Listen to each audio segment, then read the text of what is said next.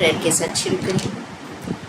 ओम असतो मा सद्गमया तामसोर्मा ज्योतिर्गमया मृत्योर्मा अमृतं गमया। ओम शांति शांति शांति।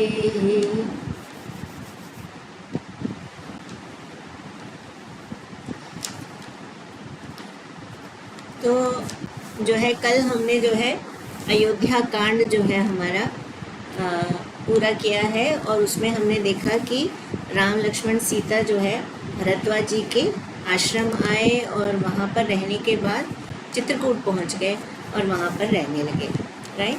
तो ये जो कौशिक रामायण है इसमें जो पहले के कांड हैं वो बहुत शॉर्ट में है और जो युद्ध कांड है वो जो है सबसे बड़ा है।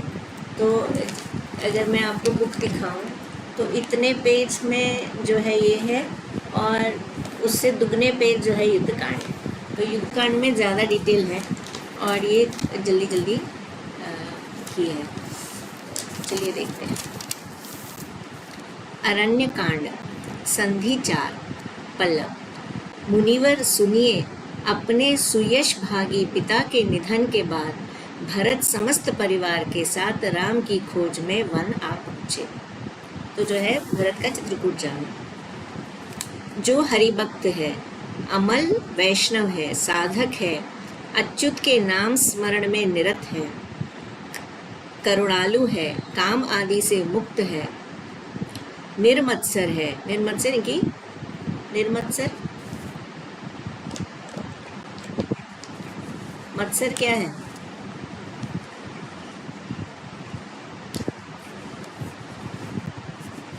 छह विकार,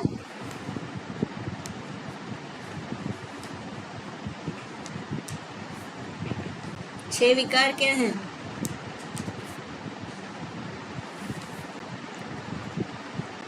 छह विकार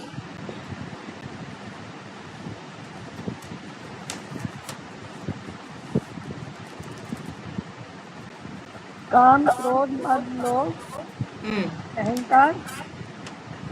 काम क्रोध मद मोह। अहंकार मद ही है। क्रोध काम क्रोध हो गया। काम क्रोध मोह मद। मद तो अहंकार ही हो गया ना वैसे। दो और अहंकार और तम वो मतलब राजेश लोभ। वो तो बोल दिया। काम क्रोध मद लोभ काम क्रोध मोह लोभ मद मत्सर। काम क्रोध मोह लोभ मद और मत्सर। मतलब मोह मत्सर ये और तो काम हम सबको पता है, कामनाएं हो, इच्छा हो, अलग अलग तरह के हमारे जो ज्ञान इंद्रिय हैं उनको तृप्त करने के लिए। क्रोध जानते हैं, गुस्सा आना। मोह अटैचमेंट होना, राइट। लोभ जितना है उसमें संतुष्ट न होकर के और चाहिए और चाहिए। मद जैसा आपने कहा अहंकार, राइट। अहंकार यहाँ पर प्राइड और ईगो भी है और अहम भाव भी है। और लास्ट है मत्सर। मत्सर का मतलब जलन, ठीक है। यानी कि किसी के पास है मेरे पास नहीं है तो उससे जलन होना कि इसके पास क्यों है मेरे पास नहीं है। तो यहाँ पर किसके लिए बात हो रही है? जो हरिभक्त हैं, अमल वैष्णव हैं, साधक हैं, अच्युत के नाम स्मरण में निरत हैं, करुणालु हैं, काम आदि से मुक्त हैं, निर्मत्सर हैं, विस्मृति से आलसी नहीं बने हैं, जरा जीर्ण और निद्रा से बाधित नहीं है। जरा यानी कि बुढ़ापा, राइट। जीर्ण जो है बुढ़ापे का ही एक और डिजेनरेट होना जैसे, और निद्रा से बाधित नहीं है। उन महानुभावों से निवेदन है कि वे अरण्य कांड की कथा मन लगाकर सुने। तिल को ताड़ बनाने वाले मतिहीन पराये के गुण न देख पाने वाले अंधे, अश्लील ग्राम्य कथा प्रेमी, संसार के संताप से झुलसे अभागे, हरि भक्ति शून्य निंदक आदि इससे दूर रहे। तो कौन सुने कौन दूर रहे। ऐसे हरि कथामृत का मैं वर्णन करता हूँ। सारथी नगरी में प्रविष्ट हुआ तो सुमंत्र जी वापस आ गए अयोध्या।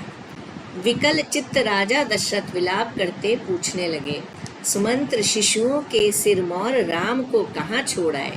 तो उनके लिए वो शिशुओं के सिरमौर। सुमंत्र ने म्लान वदन हो कहा, गंगा जी पार करा के आया। दशरथ सहसा मरा मैं कहते लुढ़क गए, आंखें मूंद गईं। सामने रही अश्रु नयना कौशल्या से राजा बोले, दीनमुखी सुन लो, विप्र कुमार के वध का पाप आज फल देने लगा।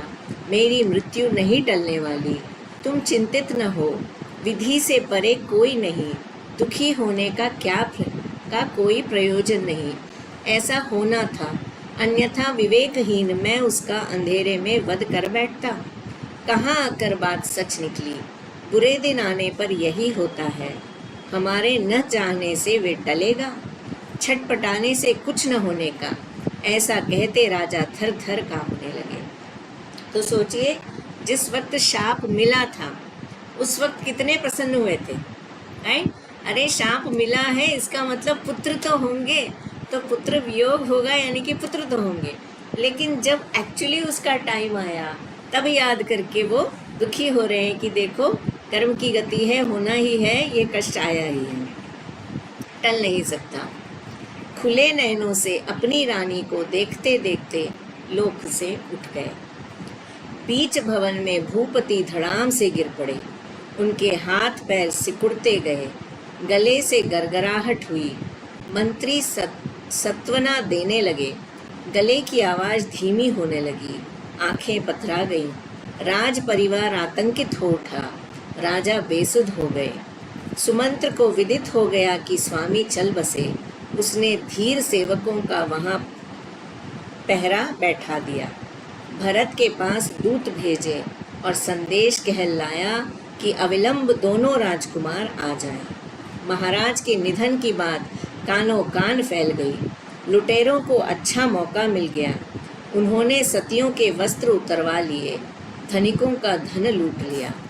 तो ये जो है कहीं और नहीं आता है कि इस तरह से वहाँ पर गोरखधंधा होने लगा। उठाई गिरों से नगर परेशान था। राजमहल में सैनिक ही लूटमार करने लगे। चारों ओर हाहाकार मच गया। लोग घबरा गए। दुष्ट सड़कों पर मनमानी करने लगे। ताकतवर लोग महल में उधम मचाने लगे। समर्थ शासक के अभाव में भीतर बाहर बड़ी दुर्दशा हो गई। सुमंत्र को बड़ा रोष आया। तो ये जो है, जैसे ही राजा मर गए हैं और चारों पुत्र नहीं हैं, राइट, तो कोई भी गद्दी पर नहीं है, तो इसलिए जो है सब लोग इंक्लूडिंग सैनिक जो रक्षा करने चाहिए वो भी जो है लूटमार करने लगे। उसने विश्वस्त अधिकारियों को तैनात करके आदेश दिया कि दुष्टों का तत्काल दमन होना चाहिए। अधिकारियों की मार से अनेक धराशायी हुए। काटो मारो, स्वामी के प्रति द्रोह करने वालों के मस्तक धड़ से अलग कर दो। अधिकारियों का धावा जोरों से होने लगा था। इतने में दिन निकल आया। संदेश मिलते ही भरत ने मामा से विदा ली और छोटे भाई को झटपट 4-6 दिनों में आने की सूचना देकर अयोध्या की ओर तेजी से गए। नगरी में प्रवेश करते ही देखते हैं कि चारों ओर सन्नाटा है। पूज्य पिता के निधन का समाचार मिलते ही भयग्रस्त दशा में रोते कल्पते माँ कैकेयी के निकट पहुँचे और कारण पूछा। माँ बोली, बहुत पहले मिले वर मांगे। विमाता के लड़के राम को सिंहासन से वंचित कर वन भेजा। इस आघात से तुम्हारे पिताजी तिलमिला उठे और सुरलोक सिधार गए। अयोध्या का साम्राज्य तुम्हारे लिए मांगा, राज्य तुम्हारा होगा। ये सुनते ही भरत गिर पड़े, धराधाम छोड़ गए। इतना सुना था कि हाय तूने मेरे मर्म पर, ये बता ही रही हैं। ये सुनते ही दशरथ गिर पड़े, धराधाम छोड़ गए। इतना सुनना था कि हाय तूने मेरे मर्म पर ही आघात किया। कहते राम बिलख उठे। भरत बोले, फांसी के तख्ते पर झुलाकर तूने मेरा गला मरोड़ दिया, शिशु को विषपान कराया है, खूबसूरत तोते के घोंसले में आग लगा दी है। ऐसे धर्म विरोधियों पर आग बरसाते हुए भीतरी प्रकोष्ठ में भरत पहुंचे, पछाड़ खाकर गिरे। कैकेयी कहने लगी, मेरी कोख को अपमानित क्यों करते हो? ये व्रत की छटपटाहट कैसी? तुम्हारे भले के लिए ही मैंने ये सब किया, सारा किया, कराया, मिट्टी में मिला दिया। सौत की संतान को कानन भेजा, इससे तुम पर बिजली गिरे क्यों? ये सुनते ही भरत उसकी ओर ये कहते लपके, पापिन तेरे गले पर छुरी फेर दूंगा। ये ठीक नहीं जचता। घर लुट गया, दरवाज़ा अब बंद करने से क्या फ़ायदा? भरत का रुख देख सब सहमे। सामने खड़े रहने वाले ने वहाँ से हटे बिना हाथ जोड़े। भरत ने डांट कर पूछा, ये सब किसकी राय से हुआ? जवाब मिला, सुदति मंत्रा की सलाह पर। तुरंत वे मंथरा की ओर लपके और उसकी खूब मरम्मत की। उसके मुंह से खून निकला और वे हतचेत सी हो गई। भरत थर थर कांपते बड़ी रानी कौशल्या के भवन आ पहुँचे। उसके पैरों पर गिरे और बोले, कृपा करके क्षमा कर दो माँ इस जन को। माँ, जग में हम ही नारकी जीव हैं, धरती पर बोझ बने हैं। कहते वे रो पड़े और तीव्र व्यथा से उनके पैरों पर लौटने लगे। भरत कहते गए, मेरी प्रेरणा से कैकेयी से ये कुकर्म हुआ हो तो मैं घोर अपराधी हूँ। काला नाग बिल से काढ़ने का दंड मुझे मिले, वे मुझे डस भी ले तो कोई हानि नहीं। आठों दिशाओं में मैं बलि चढ़ाया जाऊं। प्रभु राम के चरणों का सेवक मैं, उनका पीकदान पादुका ढोए रहने वाला, इसी सेवा में मुझे परम संतोष है। मैं राज सिंहासन के लिए तरसूं क्यों? उससे मेरा भला न होने का। सुमंत्र शोक संतप्त भरत को समझाने लगे, ये क्या कह रहे हो? अनुज पर मोहित होकर राम तुम्हें राज सिंहासन के योग्य कह चुके हैं। इस पर भरत तिलमिलाकर बोले, सुमंत्र, तुम मंत्री हो या यूं ही सटिया गए हो? नाम के लिए तुम राजा के प्रधान हो क्या? राजा का मन जान कर भी अनजान बने हो और मुझे अपयश का टीका लगा रहे हैं। तो यहाँ पर जो है भरत इसलिए भी नहीं ले रहे हैं कहीं ना कहीं कि राजा तो यही चाहते थे कि राम को मिले, राइट? तो इसलिए वो कह रहे हैं, मैं तो इस लायक हूँ क्या उनका पीकदान ढूँ या उनकी पादुका को ढोने लायक हूँ? मैं कोई राज सिंहासन के लायक थोड़े ना हूँ, मैं उसमें ही खुश था, ये सब मुझे नहीं चाहिए। पर सुमंत्र कह रहे हैं नहीं, रामचंद्र जी भी जो है मान के गए हैं कि भरत तुम लायक हो। तो वो कह रहे हैं कि पिता की तो यही इच्छा थी कि राम बने। सती ने जो मांगा पहले, राजा ने वे दे दिया। वरदान देने से राजा को कौन रोके? इच्छा का भी कोई अंत है भला? दिग्गज ही डोल जाएं तो कौन उपाय होगा? तो राजा ही जो है डोल गए, राजा ही गलत कर गए, तो अब क्या करें? तेजी से मंथन होते रहने पर उसे बीच में रोकने का परिणाम हित होगा या अहित कौन कह सके। रिपापिन माँ, निज सुतों को कानन भेज दिया और अनर्थ का कारण बनी तू। अग्रज के रहते अनुज के लिए सिंहासन, गला दबोच कर उसे मरोड़ दिया। सठियाए पुरुष की बात कोई सुनेगा भला? 60 वर्ष के वृद्ध की को मंत्री नियुक्त करके पीछे पछताने से क्या होगा? कहते भरत विशेष व्याकुल हुए। तो ये कह रहे हैं कि कोई भी उन्हें राजा एक्सेप्ट नहीं करेगा, क्योंकि वो सटियाए हुए थे। तो कुछ भी उल्टी सीधी बात उन्होंने कह दी कि नहीं, वरदान दे दिया है, राम को वन भेज दिया जाए, तो क्या सब मान जाएंगे? कुछ भी उल्टा सीधा कहा, मतलब फादर को ही वो कह रहे हैं कि वो गलत किया है उन्होंने। सुमंत्र निवेदन करने लगे, स्वामी के वचन पालन के बाधक होने वाले सेवकों को सदगति मिलेगी, ये विचार करते चुप्पी साध ली तो दैव प्रतिकूल हुआ। ये अघटित घटना हो गई। उत्तर में भरत बोले, स्वामी को निर्मम मृत्यु हो गई। बड़ी रानी कौशल्या के सुत तुम्हारे कारण जंगली प्राणियों के शिकार बने। कैकेयी का सुहाग लुट गया। पिताजी और माताजी के भरोसे रह गया। पापिन माँ ने गले पर छुरी फेर दी। खुद मिट जाने के लिए, कुल का सर्वनाश करने के लिए विधि ने उसे वर मांगने को प्रेरित किया। बड़ा क्लेश है। सूर्यवंश डूब गया। कहीं कोई आसरा नहीं। इस तरह चीखते चिल्लाते भरत धूल में लौटने लगे और आत्महत्या करने को उद्यत हुए। विलाप करते अधीर भरत को वशिष्ठ आदि मुनि पुंगवों ने समझाया। मुनियों के उपदेश से भरत का मन हल्का हुआ। तैल सिक्त पिताजी के शव को बाहर निकाला। तो तेल में जो है उसको रखा था प्रिजर्व करने के लिए। मुनियों के आदेश अनुसार दाह कर्म पूरा किया। तीनों माताओं को सती होने से रोका। तो ये चीज़ भी इसी में आई है कि वो करना चाह रही थी और रोका गया, नहीं तो बाकी किसी में इस चीज़ का कोई वो संदर्भ नहीं आता है। बाकी 400 वनिताएं राजा के साथ सती हो गई। तो ये 3 के अलावा 400 और पत्नियां थीं और वो 400 जो है सती हो गई। वाल्मीकि में भी तुलसीदास में तो नहीं है 400। तुलसीदास में नहीं है, शायद वाल्मीकि में है। दीदी ने एक बार बोला था क्लास में, मैंने वाल्मीकि भी पूरी पढ़ी नहीं है, कि उसमें भी और रानियां हैं। और भी किसी एक रामायण में जो है मतलब नंबर नहीं है, लेकिन ये 3 और अन्य रानियां इस तरह से है। नंबर नहीं बताया, लेकिन ये हाँ। बताया कि और रानियां हैं। हाँ, तो यहाँ पर नंबर 400 बताएंगे। विधिवत स्वर्गस्थ पिता की उत्तर क्रिया पूरी की, याचकों को विपुल दान दक्षिणा भेंट की, वे सब संतुष्ट हुए। इसके बाद अपना संकल्प भरत ने दोहराया। अग्रज के चरण कमल देखे बिना मुझे चैन नहीं, सिंहासन में मेरी कोई रुचि नहीं। मैं राम की सेवा करने वाले विश्वस्त सेवकों का सेवक मात्र हूं। सेवकों का सेवक, नॉट सेवक।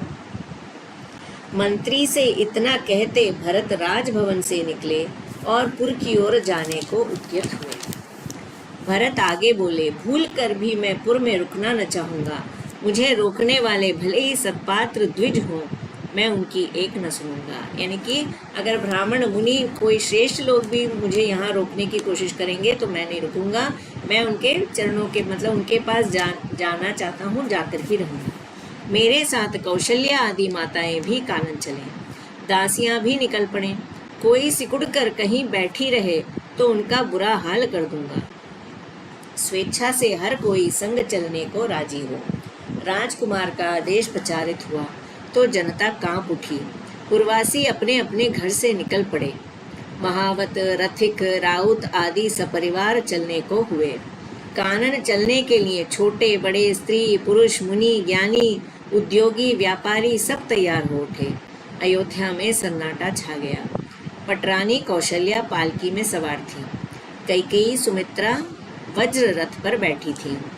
भरत शत्रुघ्न चले, तमसा किनारे रुके नहीं, गंगा पार कर दी। अग्रज का पता लेने सब भरद्वाज आश्रम आ पहुँचे। भरत आदि ने प्रणाम किया। तो यहाँ पर डायरेक्टली भरद्वाज आश्रम का बता दिया, हमको निषाद राज से मिलने का यहाँ पर नहीं आया कोई कॉन्टेक्स्ट कि उनसे मिले, उनके साथ क्या हुआ। मुनिवर्य ने भरत को बाहुपाश में लिया और कुशल पूछी, सूर्यवंश में ये कैसा अनर्थ हो चला? अकेले आए, राजपरिवार कहाँ? भरत ने हाथ जोड़े कहा, गुरु के तपोवन में सेना समेत आना अनुचित लगा, इसलिए सबको दूर ही रहने का आदेश दिया। आपके दर्शन के लिए आया हूँ। अहो भाग्य, आपके चरण कमल के दर्शन से प्रसन्न हुआ। तो वहाँ पर ऐसा नहीं है, वहाँ पर सब लोग पहुँचते हैं और फिर भरद्वाज जी जो है बहुत बढ़िया इंतज़ाम करते हैं, सिद्धियों को जो है बुलाते हैं और कहते हैं कि सबका जो है इंतज़ाम किया जाए करके। तो यहाँ पर ऐसा बताया है कि जो है गुरु और राज परिवार सबको जो है वहाँ छोड़ करके अकेले वही आए हैं। मुनिवर्य ने सब कुछ सुनने के बाद कहा, तुमने बहुत अच्छा किया। मुनि ने कहा, राजन, तुमसे भेंट हुई, सब समाचार सुनने को मिला। मैं सनक, कपिल आदि की बराबरी करने का दावा नहीं करता। अगर तुमको यहाँ रुकना पसंद हो तो पड़ाव डालो। मुनि का तपोवन किला नुमा था। भरत वहाँ ठहरने को राजी हुए। कामधेनु की कृपा से मुनि ने अयोध्या निवासियों को और राजा की विशाल सेना को संतुष्ट किया। तो यहाँ पर ये बताया कि उनके पास कामधेनु थी, तो कामधेनु की मदद से जो है जो जिसको चाहिए था सब कुछ प्रकट किया। मुनि ने भरत और शत्रुघ्न का रुख पहचान कर परिवार समेत उन सबको तृप्त किया, कोई असुविधा न होने दी। मन ही मन असीसते उन्हें विदा किया। सेना समेत सब ने मंदाकिनी पार की। वन में अग्रज की खोज जारी रही। लोगों का कोलाहल कहीं पास सुनाई दिया तो लक्ष्मण ने राम से निवेदन किया, भरत को अच्छा छोटा भाई कहते हैं आप। कैकेयी माता ने अपने लाडले को हमारे पीछे ही लगा दिया। तो अब लक्ष्मण और राम जी में वार्तालाप हो रहा है। तो कह रहे हैं कि तुम जो है उसको बहुत अच्छा मानते हो, कैकेयी ने देखो हमारे पीछे ही उसको लगा दिया है। वे हमें मार डालने आ रहा है। राम ने लक्ष्मण को समझाया। तीर चलाने के लिए उठाया धनुष उन्होंने पृथ्वी पर फेंक दिया। उधर भरत ने दूर से राम को देखा और अग्रज का नाम लेते दौड़ आए। भरत की व्याकुलता से वन के पशु पक्षी और तरुलताएं भी विकल हो उठी। उखड़े हुए पहाड़ की तरह टगमगाकर लुढ़कते दिग्गजों की भांति अनुज भरत राम के चरणों पर गिर पड़े। तो जो है वहाँ पर काफ़ी लंबा सा कॉन्वर्जेशन होता है रामचंद्र जी और भरत जी में, लक्ष्मण जी में, जहाँ वो समझाते हैं। देवता भी कहते हैं कि जो है ऐसा नहीं है, रामचंद्र जी भी कहते हैं कि वो ऐसा नहीं है करके। और सीता माता को कोई सपना आया है बुरा सा, जैसे राजा की मृत्यु हो गई ना, तो उसका कुछ उस तरह से वहाँ बताया, यहाँ पर वो नहीं है। खूब बिलक कर रोए। राम ने भरत को उठाकर गले लगा लिया। उन्होंने देखते हुए पूछा, पिताजी सकुशल है ना? साम्राज्य में कोई अभाव नहीं ना? साम्राज्य की संपदा सुरक्षित तो है? दुष्टों का कोई आतंक नहीं है? भरत बोले, छत्र के आश्रय में सुरक्षित को दूसरे छत्र की आवश्यकता, आपके सेवक के लिए राज्य की आवश्यकता। महाराज सुरलोक सिधारे। राम को पिता के निधन के समाचार से असहनीय पीड़ा हुई। तो छत्र के आश्रय में सुरक्षित को दूसरे छत्र की आवश्यकता। पहला छत्र कौन सा, दूसरा छत्र कौन सा? भरत जी कह रहे हैं रामचंद्र जी से, छत्र के आश्रय। पहला छत्र तो वो अयोध्या का दशरथ जी वाला हो गया, दूसरा छत्र रामचंद्र जी वाला। तो पहला है तो दूसरा नहीं चाहिए, यानी कि पहला रामचंद्र जी का। अच्छा, जिसको रामचंद्र जी का आश्रय है उसे और किसी के आश्रय की आवश्यकता क्या, राइट? तो पहला छत्र रामचंद्र जी का जब मुझे आश्रय है तो मुझे राज्य से क्या करना है, ये क्या है, ठीक है ना? आपके सेवक के लिए राज्य की आवश्यकता क्या है? मेरे ऊपर किसका छत्र है? आप है मेरे ऊपर। तो आप जहाँ हैं, जैसे हैं, मैं आपके साथ साथ हूँ। मुझे क्या करना कि आप कहाँ हैं, अयोध्या में हैं, वन में हैं, लंका में हैं या किष्किंधा में? राम को शोक अतिरेक से असहाय हो भरत पर राम झुके रह गए। उनके मुंह से उद्गार निकले, हाँ, पिताजी भी सब कुछ छोड़ गए। शत्रुघ्न भी दौड़ते आए और क्रंदन करते राम के चरणों पर लुढ़क गए। उनको कौशल्या ने ऊपर उठाया, नैनों के आंसू पोंछे, आहें भरते वे सिसकियां ले रहे थे। सारा राज परिवार, अमात्य आदि शोकानल में झुलस गए और महाराज का गुणगान करते विलाप करने लगे। सब शोक दूर कैसे हो, सब धीरज खो बैठे थे। वशिष्ठ ने विवेक की बातें शुरू की। सबको थोड़ी सांत्वना मिली। धैर्य के प्रतीक राम मंदाकिनी में उतरे, नहाए, कंदमूल फल से दशरथ महाराज को पिंडदान किया और अशौच से मुक्त हुए। भरत ने अनुनय विनय की, इसी समय वनवास पूरा हुआ जानिए, राज सिंहासन आपका है। कृपया अयोध्या लौटकर दुखी प्रजा को आश्वस्त कीजिए। इस पर राम ने कहा, माता को दिया वचन निभाना है, मैं अयोध्या नहीं लौट सकता। माता की इच्छा मैं पूरी करूंगा, वन में आपकी भांति मैं रहने लगूंगा। भरत का ये प्रस्ताव सुनकर राम बोले, प्रिय अनुज, मेरे रहते तुम्हें ये अधिकार है कहाँ? भरत बोल उठे, फिर मेरा हाल क्या होगा? तो भरत कह रहे हैं कि फिर मैं भी जो है वन में ही रहूंगा।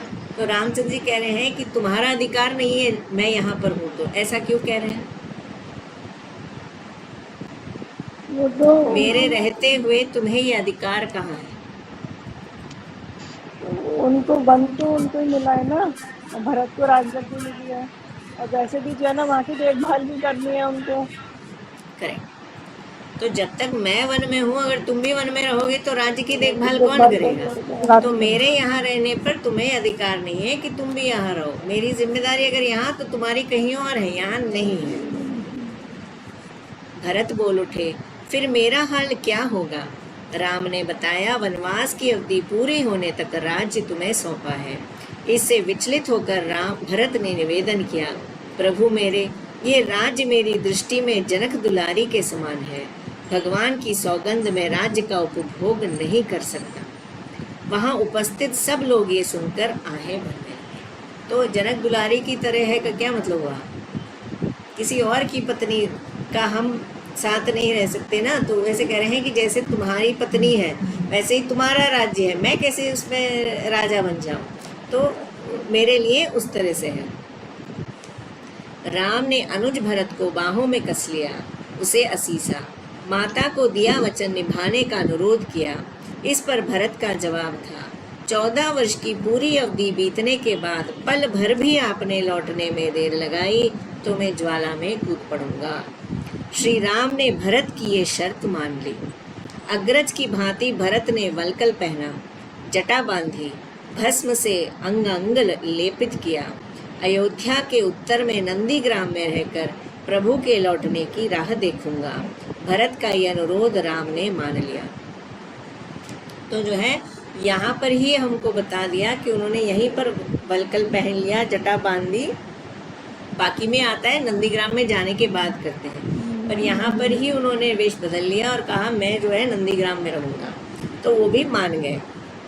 चरण पादुका दी, आशीर्वाद सहित विदा किया। भरत के लौटने पर राम ने जननी कौशल्या आदि माताओं को थोड़ी दूर तक साथ चलकर एक छोटे कानन तक पहुंचाया और सीता लक्ष्मण के साथ लौट आए। अयोध्या का परिवार कुछ दूर जाकर आंखों से ओझल हुआ। राम पेड़ तले छाया में बैठे और सहसा उनके मुंह से निकला, लौकिक सुख भाग्य के अधीन है। वहां कुछ समय बिताने से राघव को लगा कि मंदाकिनी के किनारे खाने के लिए मीठे फल हैं, पीने के लिए शीतल सलिल है। मुनियों का यहाँ सत्संग है, छायादार कुटिया है, सौरभ बिखेरते सुमन है। इस वन प्रदेश में रहते सब अयोध्या भूल ही गए थे। सीता की कोमल गोद में सिर दिए राम लेटे और सो गए। सीता का आंचल थोड़ा सरक गया। ठीक मौके पर काकासुर उसके स्तनों पर चोंच मारने तेजी से सीने पर बैठा। शिव शिव के उद्गार निकालती सीता चौंक पड़ी। राम की आंखें खुल गईं। सीने पर काला दाग देखते ही राम कुपित हुए और वहीं पड़ी सीख निशाना लगाकर फेंकी। तो वहां पर जो है हमको ये काकासुर नहीं बताया है, ये जयद्रथ बताया है। जयद्रथ जो इंद्र का पुत्र है, और यहाँ पर इसको काकासुर बताया है। उससे लपलपाती हुई ज्वाला छूटी और तेजी से काकासुर उसकी लपेट में आ गया। लपेटों से उसका सिर झुलस गया, पंख काले पड़ गए, कालिक के पहाड़ की तरह चकराया। उससे पिंड छुड़ाने दोनों लोकों में उड़ता गया। हर ने आशीर्वाद दिया, ब्रह्मा ने हाथ जोड़े, देवराज नतमस्तक हुए, वरुण शरणागत हुए, वायु रास्ते से हटे, कुबेर ने इंद्रजाल में फंसाया, निरुत्ति भागा, कामुक काकासुर निराश हो लौटा। किसी के पास भी गए तो वहां पर काम नहीं बना। हरि की शरण में आया, दया की याचना की। दुष्ट ने आर्त स्वर में कहा, करुणा सागर, मैं अपराधी हूँ, मुझ पर कृपा करो। कहते हुए राम के चरणों पर लौटने लगा। वीर शरणागत शत्रु का वध नहीं करते, उसकी रक्षा ही करते हैं। प्रभु तुम समर्थ हो, तुम्हारी शरण में आया हूँ, चाहे मारो चाहे तारो। श्री राम मुस्काते बोले, तीर के सामने हो जा। अब देखिए कि वो आर्त भाव में आया है, लेकिन यहाँ पर क्या कह रहा है, जो समर्थ है उसको क्या करना चाहिए, उसको शत्रु की भी रक्षा करनी चाहिए। राइट, तो दो डिफरेंस आता है। जो समर्थ नहीं है, राइट, वो जो है अगर क्षमा करता है तो वो क्षमा नहीं कहलाती, वो दया नहीं कहलाती, वो कायरता कहलाती। राइट, क्योंकि अगर सामने वाला आपसे ज़्यादा समर्थ है तो आप क्षमा क्या कर रहे हैं, आप तो डर रहे हैं और इसलिए नहीं कर रहे हैं। और यदि आप ज़्यादा समर्थ हैं तब ही आपको ये अधिकार है कि आप क्षमा करें। अगर आप कम समर्थ हैं तो वो कायरता है, वो क्षमा नहीं है। हम क्या करते हैं, हम सोचते हैं हाँ क्षमा, भगवान ने क्षमा की थी, वो सामर्थ्य थे, हम सामर्थ्य नहीं हैं। राइट। तो सामर्थ्य जो दो लोगों में, ऐसा नहीं कि हम हर एक केस में हम सामर्थ्य नहीं है, जहाँ पर हमारा ऊपर हाथ हो, यानी कि जैसे हमारे अंडर कोई काम करने वाला है तो हम सामर्थ्य हैं, वो हमसे कम सामर्थ्य है, तब हमको वहाँ क्षमा करना बनता है, राइट। लेकिन जहाँ पर कोई हमसे सामर्थ्य है वहाँ पर हम क्षमा करने वाले नहीं है। पंगा लेना है तो लीजिए, नहीं लेना है तो वो कायरता है, वो क्षमा नहीं है। बस ये हमको अंडरस्टैंडिंग होनी चाहिए। दूसरी मोस्ट इम्पॉर्टेंट चीज़, चाहे मारो चाहे तारो, राइट। तो जब हम शरणागत, सच में शरणागत हैं, तब ये नहीं है कि तारो तारो तारो, नहीं, चाहे तारो चाहे मारो वही शरणागति है, राइट। यानी कि आपकी मर्जी जो करो वही शरणागति है। अगर मेरी मर्जी करो तो मैं आपकी शरण में हूँ, नहीं आप मेरी शरण में हो जाइए, जैसा मैं कहूँ वैसा करिए, राइट। तो जब मैं आपकी शरण में हूँ तो चाहे तारो चाहे मारो। तो रामचंद्र जी ने क्या कहा, तीर के सामने हो जा। दयालु राम बोले, एक नयन पर तीर साधा है, तुम्हारे प्राण हर लेना सरल है, किंतु प्राणों से तुम्हें वंचित न करूँगा। तो एक ही आंख जाएगी। राम ने काकासुर पर कृपा की, एक आंख से देख पाओगे, कहते राम ने उसे अभय दान दिया। राम के हाथ उठते ही दुष्ट जान बची लाखों पाए, कहते भागा। चंडाल काकासुर के चंचु स्पर्श से कलुषित सीता जी पर मुनियों ने अनेक तीर्थों का जल छिड़का, शांति पाठ किया। आश्वस्त होकर राम विंध्याटवी में घूमते, प्रसिद्ध तीर्थों में नहाते, ठीक गहन वन में आ पहुँचे। वहाँ विराद नाम का असुर सीता जी पर मोहित उठा। कामुकता से पीड़ित नीच पीछे आ रही सीता जी को पकड़कर उसे आसमान में ले उड़ा। सीता जी चीख उठी, गालों पर अश्रुधार बह आई। राम ने विलाप करती निज वनिता को देखा। नाम लेकर पुकार रही सीता को राम ने आसमान में देखा। सीता की चीख सुनाई पड़ी, तो तुरंत धनुष में डोरी बांधकर राम ने भैरवास्त्र चढ़ाया और उसे चला दिया। वे सीधे विराट के उर में बिंद गया। दानव धरा पर पहाड़ की तरह गिरा। राम ने धाड़स बंधाते हुए ऊपर से आई सीता जी को पकड़ लिया। कौन सा राक्षस का नाम बताया? विराट विराट। तो ये उड़ने का कंब रामायण में भी है, दूसरी जो मैंने पढ़ी है उसमें जो है नहीं है कि सीता को लेकर के उड़ गया। यहाँ पर मैं एक चीज़ यहाँ ज़रूर, आसमान से उनका नाम ले रही हैं, तो ये ए जी ओ जी लो जी सुनो जी ये बाद का है। पहले जो है नाम लेना अलाउड होगा, राइट। ये बाद में आया कि नाम नहीं ले सकते। प्रभु के कर स्पर्श से शाप मुक्त तुम्बुरु दिव्य देहधारी बनकर राम की शरण में आया और चरण कमलों पर गिरा। तो जो है सीता जी को पकड़ लिया और प्रभु के कर स्पर्श से शाप मुक्त हुआ। तो जो ये विराट था ये जो है तुम्बुरु है, ठीक है। तुम्बुरु कौन है? वो जो है दिव्य देहधारी है जिसको शाप मिला था। तो जितने भी आप वो देखेंगे वो ज़्यादातर कोई ना कोई क्या कहूँ, पृथ्वी के ऊपर जो लोग हैं उनमें का ही कोई रहने वाला, कोई यक्ष है, कोई कुछ है, कोई कुछ है, ऐसे ही लोग हैं जिनको शाप मिला है और फिर भगवान उनको मुक्त करने के लिए आए हैं, राइट। तो भगवान की कथा में किसी को कुछ भी रोल मिला है तो वो पक्का भक्त ही होगा, नहीं तो भगवान के दर्शन मिलना, भगवान के स्पर्श मिलना, भगवान से बातचीत का मौका, कुछ भी जितना भी है, अगर वो वन में जा रहे हैं तो बीच में इतने सारे गांव आते हैं, गांव वाले आकर के मिलते हैं, वो भी सब भक्त ही होंगे, नहीं तो ऐसा संभव नहीं है कि बिना भक्ति के जो है ऐसे ही भगवान को देखने का अवसर मिले। तो अब वो बता रहे हैं कि उसको क्या शाप मिला। वे बोला 60,000 वर्ष बीते, स्वामी कुबेर से अभिशप्त था, तुम्हारी कृपा हुई, मेरे भाग्य खुले, तुम्हारी आज्ञा सिर आँखों पर। तो कुबेर के अंडर जो है यक्ष आते हैं, तो वो यक्ष होगा शायद। राम ने नारद के सखा तुम्बुरु को विदा किया। तो ये तुम्बुरु और नारद की कथा आती है, ये अद्भुत रामायण करके एक रामायण है, उसमें जो है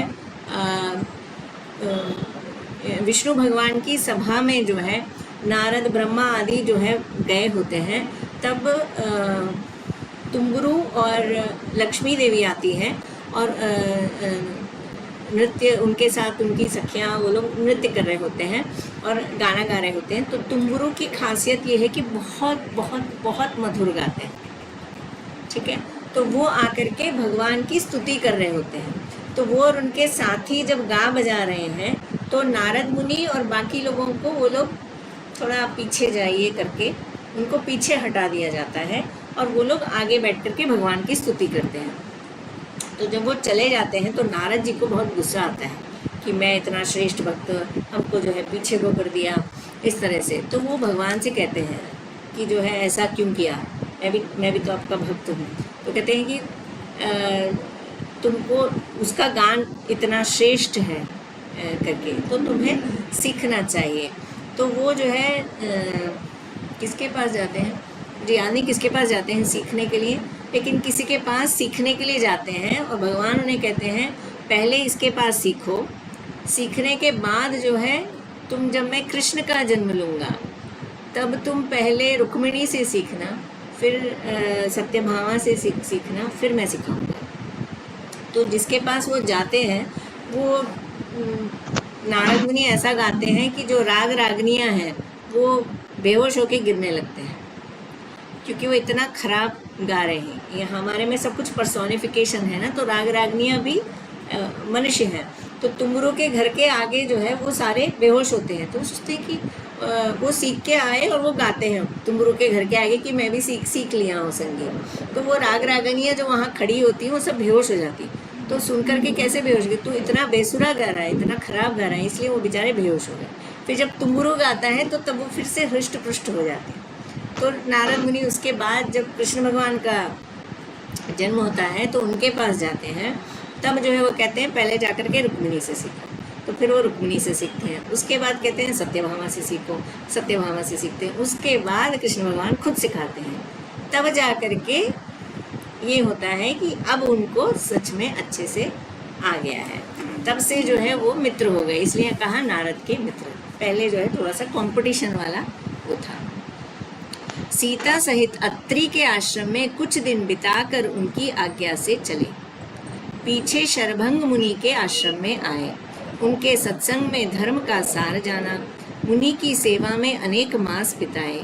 इस आश्रम में देवराज ने अपना दिव्य धनुष मुनि के सामने राम को अर्पित किया। ये भी नया है, मुझे मालूम नहीं वाल्मीकि में आया या नहीं, लेकिन शरभंग मुनि के आश्रम में इंद्र ने अपना धनुष दिया है रामचंद्र जी को। देवराज मंत्री वटु रूप में आशीर्वाद देने प्रकट हुए। राम ने मुनिवर की वंदना की और अगस्त्य जी के आश्रम की ओर चले। वर्षा ऋतु बीती। मुनिवर गोदावरी तट पर आ रहे थे। सामने से आते कमल नयन सूर्यवंशी राम को देखा। दोनों का परस्पर समागम हुआ, सख्य बढ़ा। दंडक वन में पंचवटी तक राम पहुँचे तो 14 वर्ष की अवधि में 27 ऋतुएं रह गई थीं। 2 ऋतुओं का 1 वर्ष माना जाता है। तो जब पंचवटी पहुँचे तो 27 रह गई थी। कितनी टोटल में? 28 में से 27 रह गई थी। 2 ऋतुओं का 1 वर्ष, तो 27 रह गई थी। अवतारी प्रभु सीताराम उस वन में यम, नियम तथा समाधि और मुनियों में से शास्त्र चर्चा से प्रसन्न रहे। चंद्रमौलीश्वर के सम्मुख नमन करते देवादि देवराम ने कंदमूल आहार सेवन करते समय बिताया। तो सबसे ज़्यादा समय इसके अनुसार पंचवटी में बिताया है और चित्रकूट करके आने में केवल 1 ऋतु निकली थी और उसके बाद की जो 27 ऋतुएं बची हैं तब पंचवटी में थे। संधि 5 पल्लव। राम रोषावेश दिखाने वाले योद्धाओं के लिए मृत्यु सदृश है। कमल नयन मुकुंद नरहरि के अवतारी राम दुष्टों का दमन करने लगे। नरलोक का संताप दूर करने के लिए नरहरि मनुष्य वेशधारी हुए। करुणालु राम कानन में आए तो मुनिवर्यों का आतंक दूर हुआ। पर्शशाला में हरि अवतारी राम जटा रुद्राक्ष भभूत धारण किए शंकर के समान लगने लगे। सीता जी पार्वती जी के समान शोभित होने लगी। एक दिन कानन की शोभा निहारते धनुर्धारी यक्षेश टहलने लगा।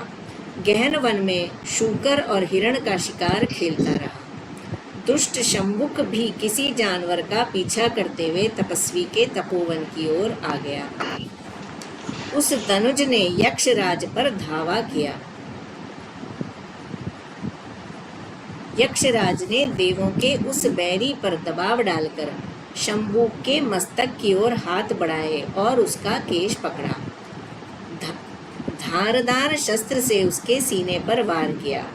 दुष्ट ने प्राण भिक्षा मांगी तो यक्षराज कुबेर ने उसे जाने दिया। तो ये अब तक मैंने कहीं नहीं पढ़ा है कि उस वन में जो है कुबेर आए हैं शिकार करने के लिए, और वहाँ पर शंभुक नाम का दानव भी आया, तो उन दोनों में जो है लड़ाई हो गई। उस अप्रतिम वीर शंभुक ने इस्पात के कीलों की पाटी पर सिर रखा, टांगे ऊपर की ओर उठाई। कीलों की पाटी पर उसका पहाड़ सरी का शरीर टिका रहा।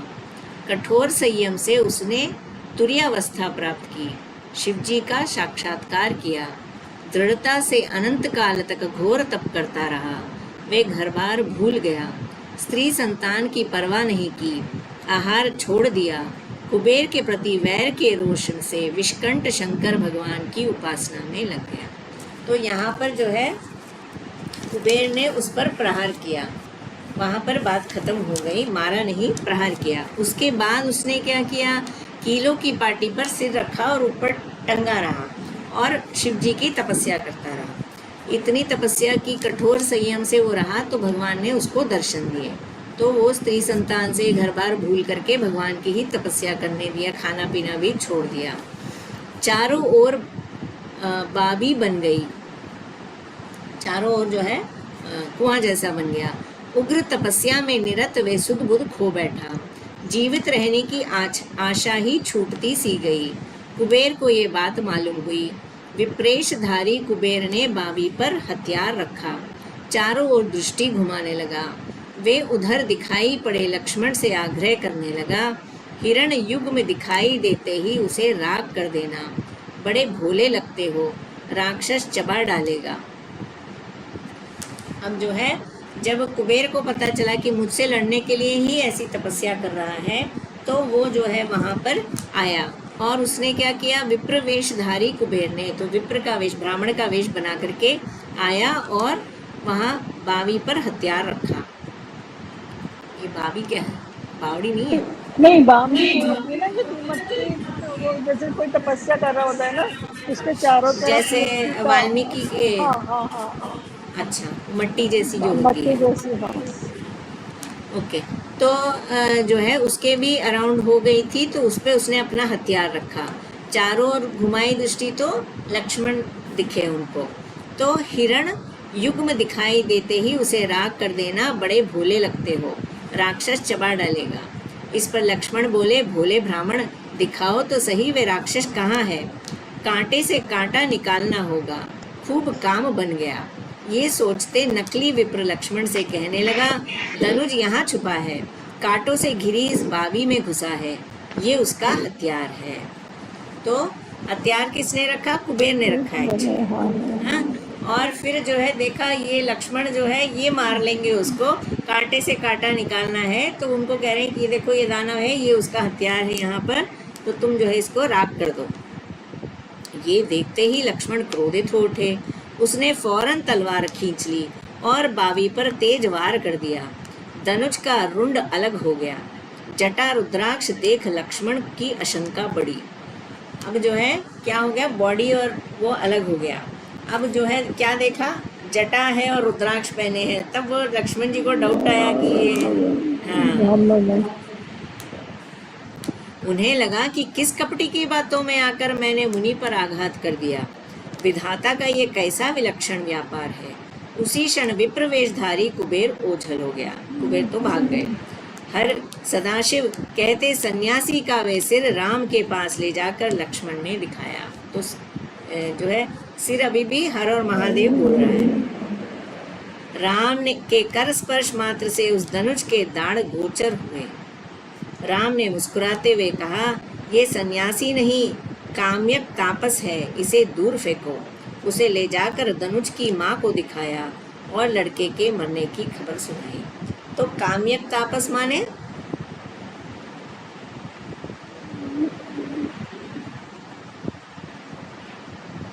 किसी कामना से तपस्या करने वाला, ठीक है ना। भगवान को पाने के लिए नहीं कर रहा है, अपनी किसी कामना की पूर्ति के लिए तपस्या कर रहा है। ये कोई ऋषि नहीं। ऋषि की खासियत क्या होती है? वो भगवान को पाने के लिए या मुक्ति पाने के लिए जो है तपस्या करता है, किसी और कामना से नहीं करता है। तो इसीलिए जो है कहा ये तो काम्यक तापस है, इसे दूर फेंको। तो जो है उसका सिर ले जा करके उसकी माँ को दे दिया। शोक अतिरेक से शूर्पणखा बिलकते आई। तो ये शंभु किसका बेटा है? शूर्पणखा का है। लड़के को गोद में लिटा लिया, फूट फूट कर रोई, छाती पीटने लगी, सर्वनाश हो जाने की व्यथा से शिथिल हुई। थोड़ी देर बाद संभल गई, धीरज बटोर कर हत्यारे की हत्या का संकल्प किया। संकल्प दोहराते हुए आगे बढ़ी। कामुक शूर्पणखा ने राम का अलौकिक तेज देखा। सोचा इसकी हत्या करके मैं विजयी बनूं ये ठीक नहीं है, इसकी स्त्री बनकर इससे विश्वासघात करना ही ठीक होगा। देखिए यहाँ, हाँ, तो यहाँ पर बिल्कुल चेंज कर दिया है स्टोरी ट्विस्ट जिसे हम कह सकते हैं कि पहले तो हमें ये बताया कि शंभु को किस तरह से कुबेर ने जो है जालसाजी करके लक्ष्मण से उसको मरवा दिया, और फिर वो बदला लेने के लिए आई, लेकिन वो नेचर से ही कामुक है, राइट। तो इसलिए जब उसने रामचंद्र जी को देखा तो ये मारने की जगह बेटर है मैं पत्नी बन के विश्वासघात करूं। ऐसा नहीं कि पत्नी ही बनूं वाली, जैसे अब तक जो हम देखते हैं बस वो कामुक होती है और सोचती कि मैं ब्याह करूं। यहाँ पर करके विश्वासघात करूं। नीच राक्षसी रंभा उर्वशी का अनुपम सौंदर्य प्रदर्शित करते राम के सामने प्रकट हुई। इसको देखते ही मोहित होकर राम अपनी स्त्री को भूल जाएं, ऐसा भ्रम फैलाया। फूल चुनने का स्वांग भरते, अपने रूप लावण्य की छटा बिखेरते, आंचल को सरकाते, नीवी बंद संवारते, मुस्काते वे चटक मटक दिखाने लगी। नुपुर बज उठे, हाव भाव दिखाते धूप में आ रही उस ललना को देख सीता उठी और बोली, पता नहीं कानन में ये मार्ग भूल गई होंगी, कुटिया में बुला लो। वो सोच रही कोई स्त्री है। युवती बेचारी यहाँ आराम करके सुखी होगी, धूप में कुमला गई है, देह भारी होने से चलने में भी थकी होगी, उस नारी को बुला लो। राजा राम की सहमति से जाकर उस रमणी से कहा गया, रानी ने आपको बुला लाने भेजा है। आप अकेली हैं या साथ सहेलियां भी हैं? ये आप अपना कुटीर है, पधारिए, बैठिए। ये सुनते ही अपरिचित ललना बोल उठी, श्रेष्ठ राजन सुनो, हम सोचते कुछ है, होता कुछ और है। मैं तुम्हारे रूप पर रीझी हूँ, अपने आप खिंच आई हूँ, अनुरक्त होकर आई, मेरी आव भगत करना आसान है। रति सुख की मेरी मनुहार स्वीकार करो।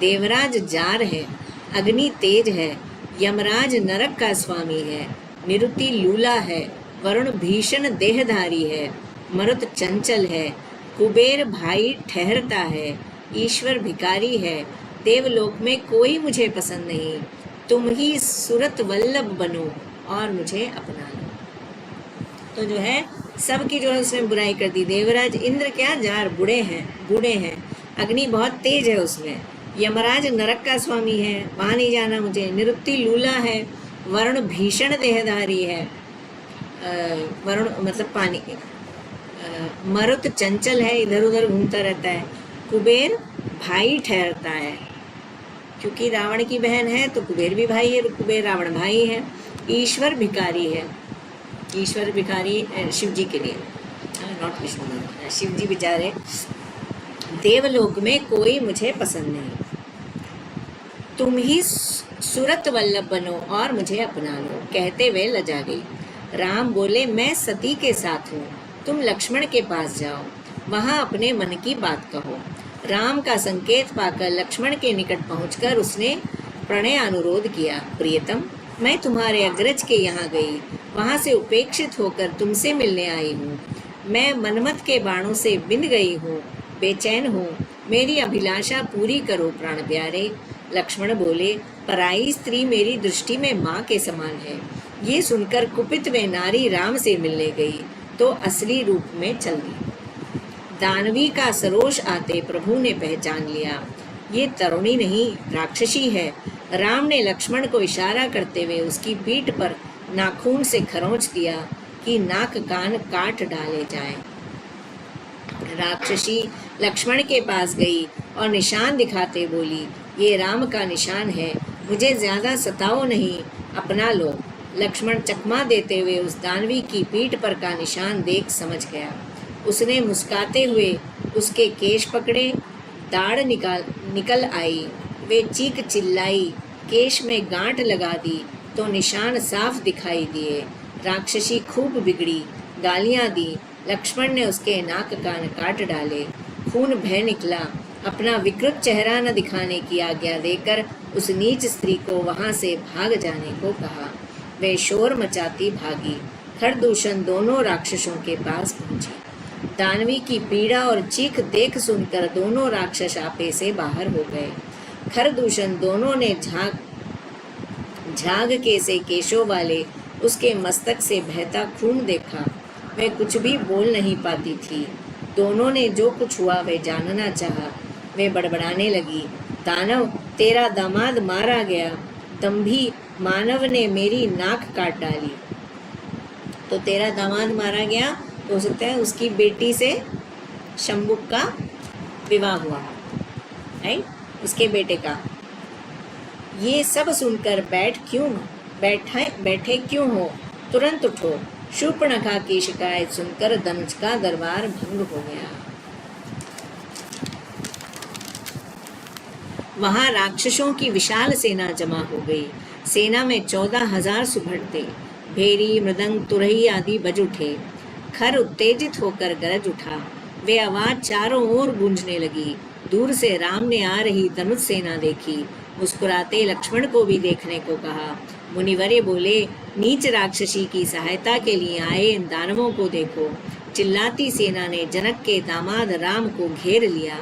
वहां है वे नर रूपी जानवर, चारों ओर से घेर लो।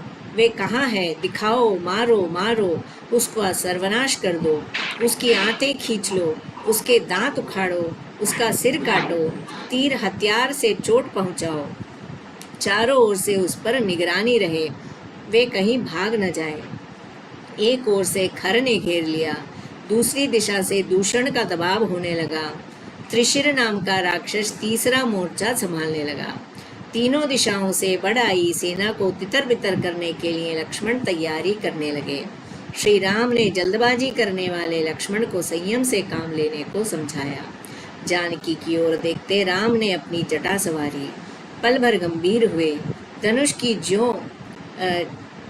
की ज्या के सिरों को झुकाया, डोरी बांध दी, तरकस लगा लिया, उसमें से बाण ले लिया। पर्णकुटी से सीताराम निकल पड़े। तपस्वी, हट जा, लड़ने का ये कैसा बाना पहना है? हथियार समेट कर लौटोगे तो प्राण बचेंगे, वरना तुम जीवित रह पाओगे भला? जवाब में राम से वे बोला, धनुष फेंक कर सामने से हट जाना। ये सुनकर राम मुस्काते वहीं खड़े रहे। प्रतापी दानवों ने ऐसे बाण बरसाए कि सारा नभ ढक गया। कभी मेरु पर्वत हिमपात से आतंकित होगा? मतवाले हाथी के सामने मृग समूह क्या करेगा? फुफकारते आए सर्प समूह से गरुड़ घबरा जाएगा? लोमड़ी के समूह को देख शेर सकते में आएगा? नरहरि राम धरा पर से देवों का बोझ उतारने लगे। सुरगी, तलवार, चक्र, भाला, परशु, ढेला, फेकाई, भुसुंडी, तोमर, शरवर्षा आदि शस्त्र चारों ओर डरावनी ध्वनि करते दिखाई पड़ते थे। हरि की महिमा अवर्णीय है। जयंत को तिनके से भगाने वाले सूर्यवंशी राम ने बाणों से तनुजों को धराशायी कर दिया। अब यहाँ पर काकासुर का नाम जयंत ही बताया है, लेकिन वहाँ जयंत इंद्र का पुत्र बताया है और यहाँ पर शूर्पणखा का पुत्र बताया है। ये सॉरी मतलब मनीषा, ये कौन से राक्षस को मारने की बात चल रही है? खरदूषण खरदूषण और त्रिशिर। तो असुर बैरियों के शस्त्र बेकार कर दिए। वीर राम ने शास्त्र तेज का अद्भुत परिचय दिया। असुर रूपी सागर सूख गया। भीषण लड़ाई हुई। कटी बाहें, टूटे पैर, बहता खून, अलग हुए मुंड, लटकती आंतें आदि विकारों से व्यथित दानव दम तोड़ने लगे। अचानक कहीं से त्रिशिर एक विराट धनुज सेना समेत टूट पड़ा और उपद्रव मचाना शुरू किया। ये कोई साधारण मानव नहीं लगता, ऐसा कहने लगा। हाथी, घोड़े, पैदल सेना का वे आक्रमण बढ़ा तो राम ने धुआंधार मारकाट मचा दी और सबका नाश किया। एक और लड़ता रहा त्रिशिर यम के दरबार में पहुंचा तो त्रिशिर को मार गिराया। दूसरी ओर दूषण चुनौती देते हुए जगतपति राम को घेरने लगा। राम ने प्रखर शर वर्षा की और धनुष उम्मेद किया। राक्षस सेना उखड़ गई, लेकिन जैसे जैसे काटा जाता था वैसे वैसे दूषण का सिर फिर आ जुड़ता था। तो ये भी नई चीज है। ये रावण का तो सुनते हैं, लेकिन दूषण का भी सिर जब काटते थे वापस आके जुड़ जाता था। कटा हुआ सिर गिरे नहीं, बार बार कटने से अधीरता बढ़ती जाए। ये चमत्कार देख मरुत बोला, इसका सिर काट दो और कटा सिर पेट में घुसा दो, तभी इसका निधन होगा। इस दुष्ट को केवल तीर चलाकर गिरा देना संभव नहीं। ये सुना नहीं कि राम ने उसका सिर काट डाला और कटा सिर उसके उदर में घुसाया। दूषण का वध करने के बाद राम खर की ओर मुड़े। तो यहाँ मरुत बोला। अब मरुत यानी कि पवन ही कह सकते हैं। मरुत के पुत्र मारुति यानी कि हनुमान जी तो जो है देवता सहायता कर रहे हैं, तो इसलिए देवता ने जो है बताया कि उसका सर काट के उसके उधर में घुसेड़ दो तो वो मर जाएगा। तो इसलिए दूषण भी मर गया। अब खर की बारी आई। पराक्रमी खर अपनी विकट सेना को लेकर राम से भिड़ गया। घनघोर संग्राम छिड़ा और दानव धराशायी होते गए। राम ने लाखों नुकीले तीर चलाए। धनुष की टंकार प्रलयकालीन बिजली की भयावनी आवाज सी लगी। तेज हवा से तितर बितर होने वाली घटाओं की भांति गज समूह राम के प्रबल आक्रमण से बिखर गया। दीप शिखा के चारों ओर मंडराते शलभ समूह की तरह खर की सेना इधर उधर हो गई। दानव तेजी से राम के सम्मुख रथ बढ़ाते आया। खर राम को चुनौती देने लगा, सुनो, तुम सचमुच कुलीन हो तो राक्षसी की नाक के बदले उपहार में अपना सिर देने का साहस न करो। हथियार फेंक दो, तुम्हारी प्राण रक्षा होगी। इस पर राम बोले, कुलीनता की बात रहने दे, घर पर सयानी बेटी है, ये बकवास बंद करो। तुम्हें दूसरी दुनिया में भेजने के तुरंत बाद धनुष फेंक दूंगा। खर बोला, मूर्ख मानव, प्रलय की ज्वाला की लपेट में आने की तैयारी कर रहे हो, व्यर्थ प्राण क्यों गवाते हो? लड़ाई के मैदान से दूर चले जाओ। मैं शाकनियों का हितैषी हूँ, आज उन्हें संतुष्ट करने के लिए सहज ही तुम्हारी बलि चढ़ाऊंगा। तो यहाँ पर जो है ये थोड़ा सा नया है या अलग है, कह सकते हैं कि रादर यहाँ अलग है। बाकी रामायणों में थोड़ा ऐसा आता है कि एक तो रामचंद्र जी लक्ष्मण जी को सीता को लेकर के गुफा में जाकर के छुपने के लिए कहते हैं। यहाँ पर वो लड़ अकेले रहे हैं, लेकिन गुफा में जाने का संदर्भ नहीं आया। दूसरी चीज़ ये है कि जो है जब वो रामचंद्र जी को देखते हैं तो उनकी सुंदरता पर वो मोहित हो जाते हैं। राक्षस खुद मोहित हो जाते हैं और कहते हैं कि इसे मारना नहीं चाहिए।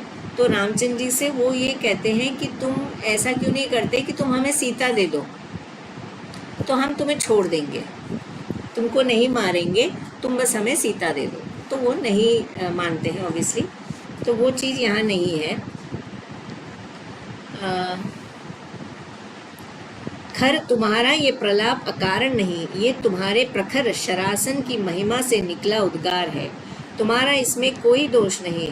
तुम बैरी हो पर वीर गुण की अवज्ञा नहीं करते। घनघोर संग्राम से पलायन करने वाला कायर मैं नहीं। साहसी दानव तैयार हो जाओ। तो जो है भगवान कहीं ना कहीं तारीफ कर रहे हैं कि तुम बहुत साहसी हो, बहुत अच्छे धनुर्धर हो, मैं भी कोई कायर नहीं हूँ, चलो युद्ध करते हैं। ये कहकर सूर्यवंशी राम ने बैरी के बाण सहज ही काट डाले। दुष्ट ने बाण चलाना जारी रखा। 3 नोकों वाला बाण मारा। राम ने उसे खंडित कर दिया। फिर बाण मारते रहने की चुनौती दी। असुर ने 5 नोकों वाले बाणों का प्रयोग किया। रघुनाथ ने सैकड़ों बाणों से उस घातक बाणों को व्यर्थ बना डाला। पराक्रमी राक्षस ने राम के कोदंड को अनायास 3 टुकड़ों में काट दिया। असुर के कोलाहल का कोई अंत न था। शारंगधर प्रभु ने उसके पौरुष की सराहना की। उन्होंने शरभंग मुनि से प्राप्त असाधारण धनुष उठा लिया और राक्षस का धनुष काट डाला। तो शरभंग से किसका धनुष मिला था? इंद्र का। इंद्र ने जो है अपना धनुष शरभंग ऋषि को जी के यहाँ जब ठहरे थे तो वेश बदल के आकर के रामचंद्र जी को दिया था। तो उनका जो था वो तो 3 टुकड़े हो गया, तो उन्होंने जो है इंद्र का धनुष इस्तेमाल किया। काफ़ी जगह ये आता है कि उन्होंने अपना जो शारंग पाणी कहते हैं ना उन्हें, तो वो वाला धनुष यूज़ किया। फिर कई मंत्रपूत अस्त्र असुर ने चलाए। भरसक अपनी शूरता दिखाई। 32 प्रकार के हथियारों से प्रहार किया। धीरे धीरे उसका धीरज जवाब देने लगा। उसका अंत निकट आ गया था। ऐसी स्थिति में रघुनाथ ने केवल 3 बाणों से सिर काट डाला। एक और मुंडसुरों का पीछा करता गया। फिर रुंड पथ पर लुढ़कने लगा। राघव हंसते हुए ये दृश्य देखते रहे। लौटते लौटते उस दानव का सिर राम से घृणा सी करता लगा। कपट खेलने वाले की बलि चढ़ाई गई, ये उचित ही हुआ। असुर धराशायी हुआ। राम ने बाकी असुरों पर विजय पाई। देवता फूले न समाये। ध्वज फहराते पुष्प वर्षा की। शाकनियों को सूचना दी गई कि प्राणहीन तनुज का शरीर हटा लिया जाए। इधर राम प्रिया सीता की ओर चल पड़े। जानकी आगे बढ़ी, राम से गले मिली। हर्ष अतिरेक से लक्ष्मण अग्रज के चरणों पर गिरे। वीरोचित पराक्रम से निकले श्रम बिंदु श्रीमुख पर चमकते रहे। लता मंडप में सीता सहेलियों के संग प्रसन्न थी। परम पावन राम के द्वारा लोक मंगल की महिमा प्रसारित हुई। तो यहाँ पर जो है हम आज रुकेंगे, टाइम हो गया है। दीदी ऑलरेडी बेड पे पहुँच गई हैं, तो उससे मुझे पता चला टाइम हो गया है। अगला चैप्टर जो है अरण्य कांड ही अभी चल रहा है, तो वो जो है हम कल लेंगे। आज जो है हम यहीं पर कंप्लीट करेंगे। तो युद्ध थोड़ा ज़्यादा रहेगा इसमें, लेकिन हाँ सुना हुआ